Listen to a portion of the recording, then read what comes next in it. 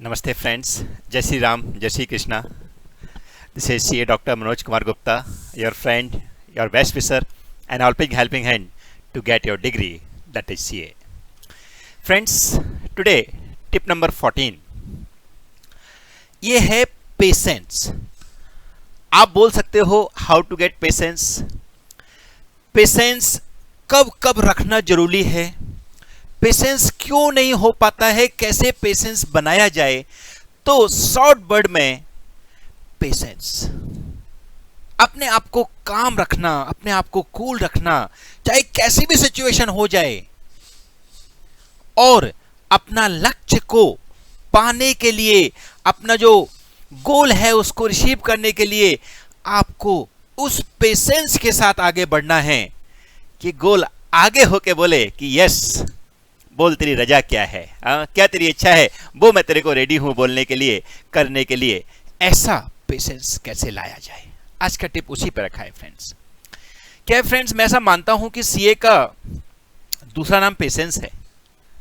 Reason ये degree जो है ये कहीं ना कहीं हमको इतना ज्यादा स्ट्रगल करा देती है कि जब हम प्रॉपर अपने माइंड को कूल रख के जैसा आईसीआई को चाहिए वैसा करना चालू करते हैं, तब जाके इंस्टीट्यूट हमको डिग्री देती है, चाहे वो फर्स्ट शॉट में दे, चाहे वो आगे अटेम्प्ट लगा के दे. लेकिन वो एक पेशेंस, एक तपस्या, क्योंकि इसका दूसरा नाम तपस्या भी होता है, वो हमारे पास जब तक नहीं होगा तब तक फ्रेंड्स सीए में और इवन लाइफ में भी आगे बढ़ना थोड़ा मुश्किल होता है.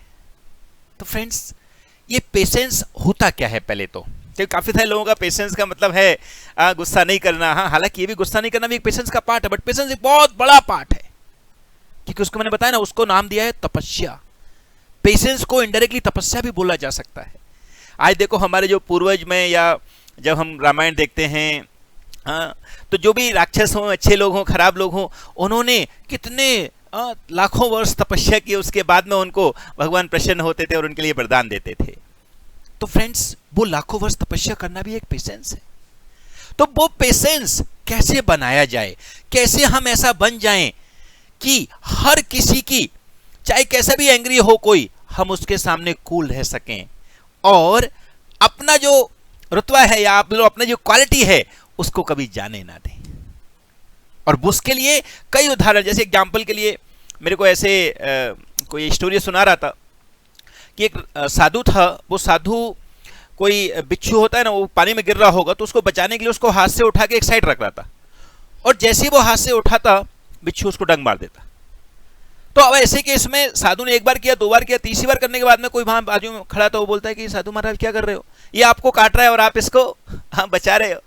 तो उन्होंने क्या बोला कि भाई, ये जो पेशेंस है, ये मैंने जो मेरा कर्म है बचाने का, मैं साधु हूं, हमेशा लोगों की हेल्प करता हूं, तो उसके लिए मैं अपने पेशेंस को खो नहीं सकता. मैं अपने साधु को ये नहीं बोल सकता कि जा मर तू, क्योंकि मैं साधु हूं, तो मैंने उसके लिए पेशेंस सीखा हुआ है. और ये बिच्छू है, इसका काम है काटने का, तो इसना कर्म कर रहा है, मैं अपना कर्म कर रहा हूं. इसके लिए मैं अपने पेशेंस को, अपने कर्म को और अपना जो तपस्या है उसको छोड़ नहीं सकता बिच्छू को डंक मारने से. फ्रेंड्स, लाइफ में हम कहीं ना कहीं, वो बिच्छू बहुत सारे हैं आजू बाजू, आपको लगता होगा. कई लोग ये परेशान रहते हैं कि सर ये हमारी चुगली करता रहता है, या ये हमारे कुछ ना कुछ फॉल्ट ही ढूंढता रहता है, या हमारा कुछ नुकसान करने की कोशिश करता है. मैं उन बच्चों को बोलता हूं फ्रेंड्स, ये कि एक्चुअली में संस्कृत में श्लोकन है कि निंदक नियर राखियो आंगन कुटी छबाए, बिन पानी साबुन बिना कंचन सी देह कर जाए. इसका सिंपल मतलब होता है कि ये जो निंदक होते हैं, जो हमको बोलते हैं कि खराब है, ये है, या वो जो बिच्छू होते हैं जो डंक काटते हैं, वो लोग कहीं ना कहीं हमारी हेल्प कर रहे हैं.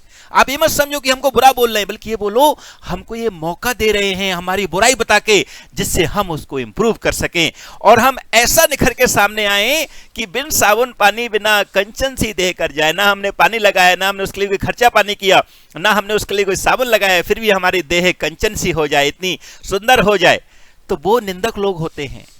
तो आपके पेशेंस में ये सबसे बड़ा मैटर होता है कि जो आपके निंदक हैं, जो आपको बुरा चाहते हैं, जो आपको बुरा बोलते हैं, उनके आजू बाजू रहो, जिससे आपको पता चलता रहेगा कि मेरी क्या क्या कमी है, और अंदर ही अंदर उनको इंप्रूव करना चालू करो, जिससे तुम एक कंचन, एक बोलते ना डायमंड की तरह निखर जाओ. और फिर तुम्हारी वैल्यू, वो लोग जो तुम्हारी जो स्टार्टिंग में तुम्हारी नकल करते थे, आप बोलो तुम्हारे खराब बोलते थे, तुम्हारे लिए तुम्हारे बुरा भला बोलते थे, तुम्हारी बुराई करते थे, वो तुम्हारी तारीफ करना चालू कर देंगे। तो फ्रेंड्स, वो होता है पेशेंस। अब ये पेशेंस में बहुत सारी ऐसी चीजें आती हैं जहां पर हमको उसको खोने का मौका मिलता है। हम सोचते हैं यार छोड़ देते हैं। जैसे कि आज सच बोलना, झूठ बराबर पाप नहीं और सच बराबर तप नहीं, जाके हृदय सच उसके हृदय प्रभु आप। ये मैं आज कोई आपको प्रेसिडेंशियल स्पीच नहीं दे रहा हूं, मैं जस्ट मेरे दिल की बात बताना चाह रहा हूं कि ये जो पेशेंस है वो हम कई तरीके पे छोड़ देते हैं। जैसे झूठ बोलना, हमको लगता है कि हमारी पढ़ाई जो है बहुत अच्छे से नहीं हुई है, लेकिन फिर भी पापा ने पूछा, मम्मा ने पूछा, हमने बोल दिया नहीं हो गई है सर, हाँ हो गई है पापा, अच्छी कर ली है, हाँ तैयार अच्छा हूं मैं, हाँ नोट्स बनाने का बोला, हाँ पापा बना लिए है नोट्स। तो ये क्या है? ये आप पाप कर रहे हो, क्योंकि झूठ बराबर कोई पाप नहीं होता है। आपको वो पेशेंस नहीं खोना है बताने का कि नहीं हुआ है पापा, अभी मेरे जो नोट्स बनाने चाहिए थे मैं नहीं बना पाया हूं, या मैं ये जो काम कर रहा था अभी मैं नहीं कर पाया हूं। उसके लिए आपको अपने आप पे पेशेंस रख के सच बोलने की हिम्मत बनानी है। वो भी एक तपस्या है, उससे बड़ी तपस्या कोई हो ही नहीं सकती है, उससे बड़ा कोई पुण्य ही नहीं है, ऐसा हमारे ग्रंथों में बोला गया है। तो फ्रेंड्स, आप लोगों को पेशेंस इस लेवल का बनाना है कि हमने कहीं पे भी ये टेंशन रखनी नहीं है। जैसे मेरी जो लास्ट मैंने टिप डाली थी उसके अंदर मैंने मेंशन किया था कि मेरा छोटा बेबी है जो अभी 1 साल का होने वाला है, 18 सितंबर को 1 ईयर का फर्स्ट कंप्लीट होगा वो।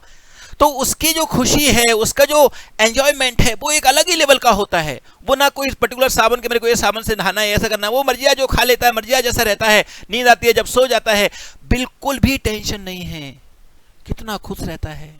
और जो बेसिक नीड है, उसको भूख लगेगी तो रोने लग जाएगा, लेकिन वो रोने का मतलब है कि उसको एक बेसिक नीड है वो पूरी करनी है। वो बेसिक नीड भगवान सबकी पूरी करता है। ये मत समझना कि वो बच्चा है उसको तो सर आप खाना खिला ही दोगे, वो बच्चा है, लेकिन भगवान के हम सब बच्चे हैं।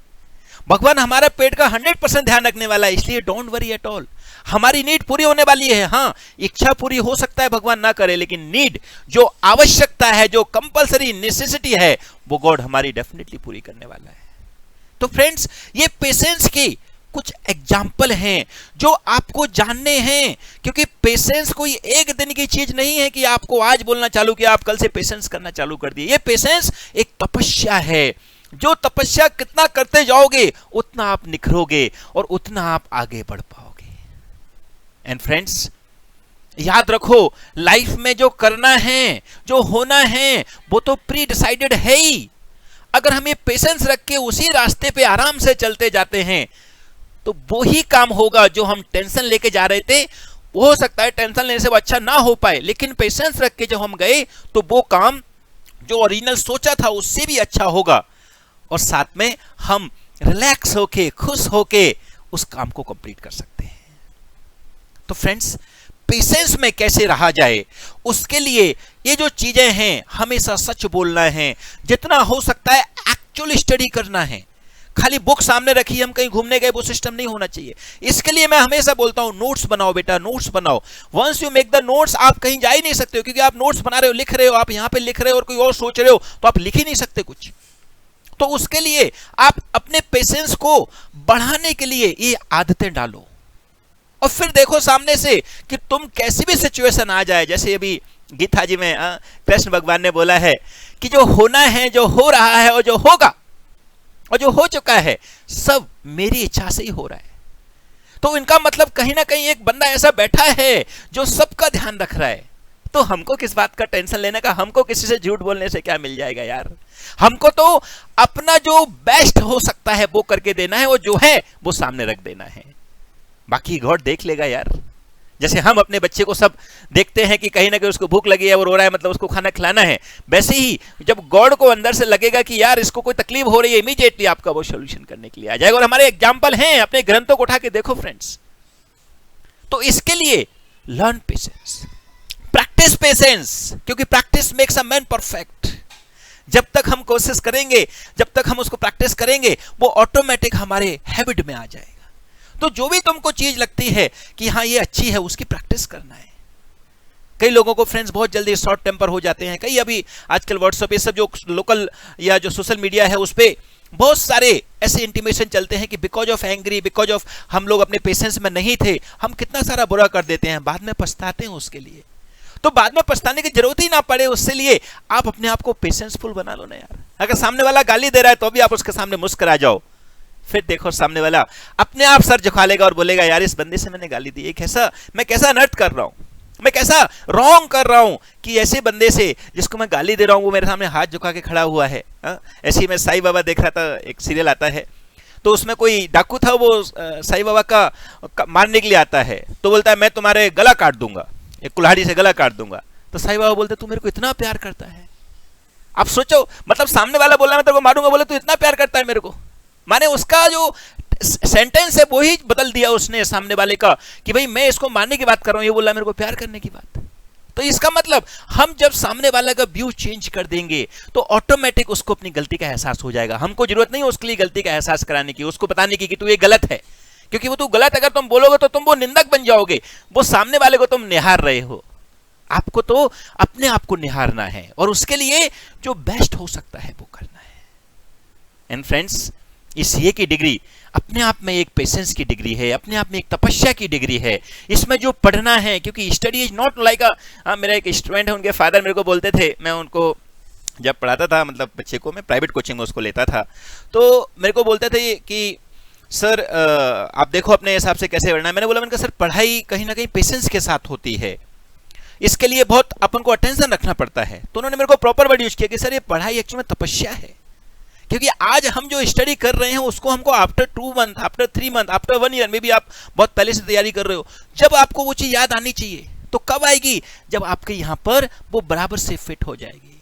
वो फिट कब होगी, जब आप उसको पेशेंस के साथ अपने डे टू डे यूज में ले लोगे, उसके एक परफेक्ट नोट्स बना दोगे, उसका ऐसा प्रोसीजर बना कर रख दोगे कि जब भी आप चाहो उसको रिकलेक्ट करना वो तुम्हारे पास रेडी है, तब जाके वो तुम्हारी 100% कंप्लीट होगी। इसलिए वो एक तपस्या है।